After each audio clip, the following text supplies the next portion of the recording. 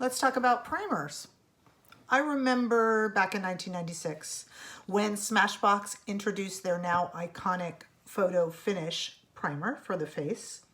Before this, primer had definitely existed, but it was in makeup artist kits mostly for film and TV actors, for models, people that were existing under really hot lights and stress and really wanted their makeup to hold up and last all day with minimal touch-ups. As the cosmetics industry grew, women wanted in on this, understandably. Smashbox saw the need, heard the call. Smashbox now makes spray primers for the face. They make a primer oil. You could go online on smashbox.com and take a quiz to find the perfect primer for your particular skin condition on your face. They have essentially made the consumer side of their business on primers. But why stop there? You can prime not just our face before foundation. We prime our eyelids before eye makeup. We prime our lashes before mascara. We can even prime our lips before lipstick or lip balm even. It seems as the cosmetic industry grows, more is happening on our face before anything actually ever happens. But it can be a little bit confusing. I have a mom who's a bit of a tomboy. I don't know how it happened and she had me. There must have been a switch at the hospital.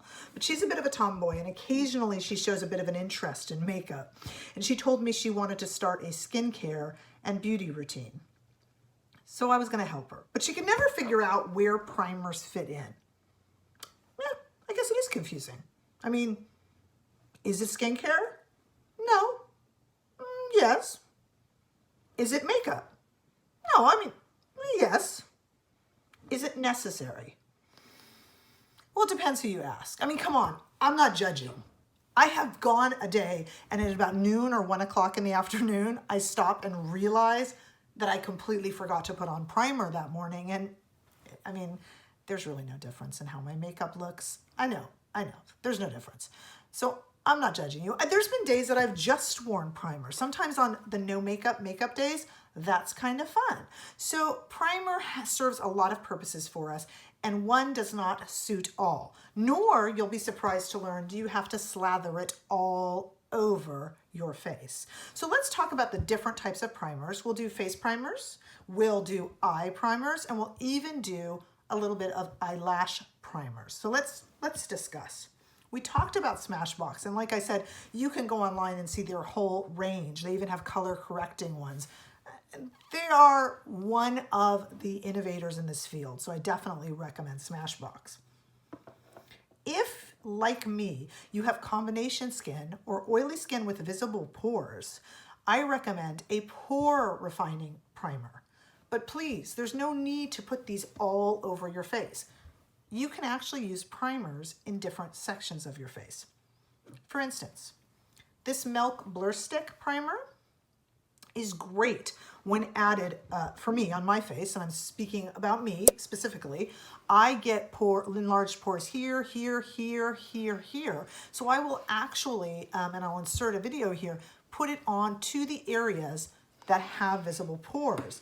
The other king of the industry for this is, of course, MAC. They have their Skin Refine Zone. This works great as well. It's more like a gel. Put it on your finger, press it in where you have visible pores. How about a little bit of shine?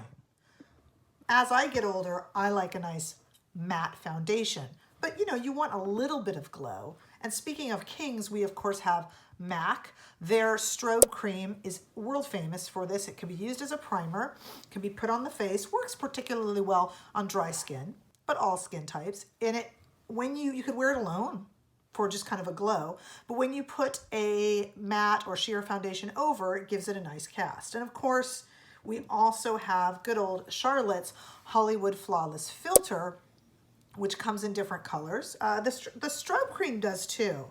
The Strobe comes in, I think, a pink pearlescent type color now. This is the original. Charlotte's comes in more kind of nude foundation type colors, quite a few of them, and you can get them to highlight different areas. This is kind of a multi-purpose product. I like to put it under foundation, but you can mix it in with foundation. You could even put it over to add a little glow. it does work as a primer. If you want to talk all over primers, especially if you have drier skin, I have two preferences for that. Guerlain has their Meteorites primer, which isn't as cute. They're little balls and you kind of spray them out and then they break up and you can rub it all over your face to prime your face for makeup. It really does make it kind of a nice sheen and a nice glow to your face. If you want to get particularly bougie, as I often do, you can do a moisturizing primer. So this is part skincare and part priming. It's Victoria Beckham. She's paired up with Dr. Augustinus, who is kind of a Hollywood darling skincare physician, who has invented the main ingredient in this. There's a serum also that goes along with it, but we're not discussing serums quite yet. This is the moisturizing primer, and I put this on all over my face in the morning, and then it's also ready for makeup and moisturized. Very, very expensive. I think worth it. You might not. Up to you. Let's talk color correcting primers. As I mentioned, you can use a green cast in your primer to combat redness if you're prone to red or red areas of your face. Remember, it doesn't have to go all over the whole face. Blue, some people say, brings a bit of a glow. I am partial to this Tom Ford Soleil primer slash foundation. Let me show you this. It's a compact, it's a bit spongy feeling when you touch it.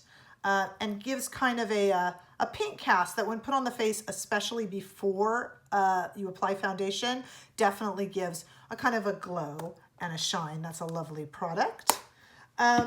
All over product, no primer lesson would be complete without talking about Tatcha. The Tatcha Silk Canvas is famous.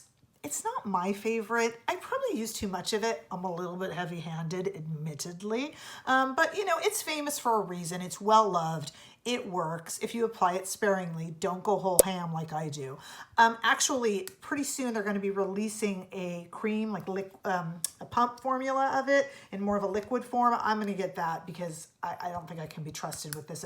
It comes, I'll show it to you, comes with the spatula, which I buried in here. It's gross, I'm sorry. And it's just a little bit too thick for me, so I'll have to rehome this, but I'm definitely going to try the new version of it that's coming out.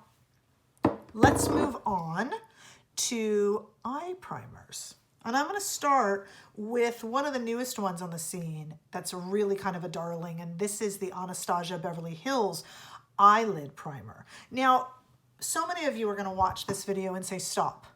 I use concealer on my lids. It's quick, it's fast, it's easy. It is. I do it too, or a MAC paint pot. We all do it. The problem is, especially with concealer is often made to go under the eyes, which on most folks is a bit of a dry area. And our lids can get a little oily. Everybody's lids, most people's lids can get a little bit oily. So you have to be sometimes careful applying a product meant for a dry area onto a sometimes oily area. This is why products like this that are made specifically for the eyelid are a good idea. Anastasia Beverly Hills, I'm sure soon they'll come out with different shades. Right now, this is a very white cast, and depending upon the color of your complexion, can look a bit strange before makeup. But it does work. It does smooth. It does tone down a bit, and I think works beautifully. Another one that's been around forever is the Urban Decay eyeshadow primer. This is a very famous one. Also works beautifully, and this one comes in 5 or 6 different kind of skin tone nude shades, plus clear. Works very, very, very well. P. Louise should be noted here. P. Louise is a makeup artist from Manchester, England. Her eyelid primer is world famous and people swear by it. A little bit harder to get, hit and miss. You can order it from Britain. It's a wonderful product, also in many different shades. How about eyelash primer? Now, this is made by a range. Dior has a great one. Chanel, I believe, has one. They can be very expensive. Believe it or not, as bougie as I say I am with my Victoria Beckham stuff, I like to save money too. And a great place to save money is eyelash primer. I know that the Voluminous Lash Paradise primer is a great one. It's inexpensive. It's L'Oreal. It turns your eyelashes pink. I'll show you here in a video. It works really well, kind of primes them, and they will look fuller and longer. or so I tell myself, and it's inexpensive enough to try. Another great one is coming to the United States soon. I ordered this one from the UK, and this is the False Lash Effect by Max Factor. This one, as you'll see, I'm going to insert a video here, is blue.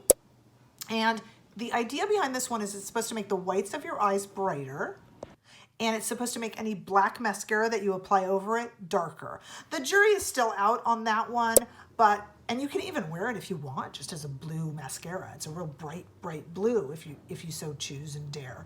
But it's a good product. I'm still kind of playing around with it, but I think it's actually kind of cool. So those are our choices. Tell me below what you're wearing on your face first, or if, like me, sometimes you forget and skip it. How many of you wear primer just on its own for a no makeup day? Let me know down below.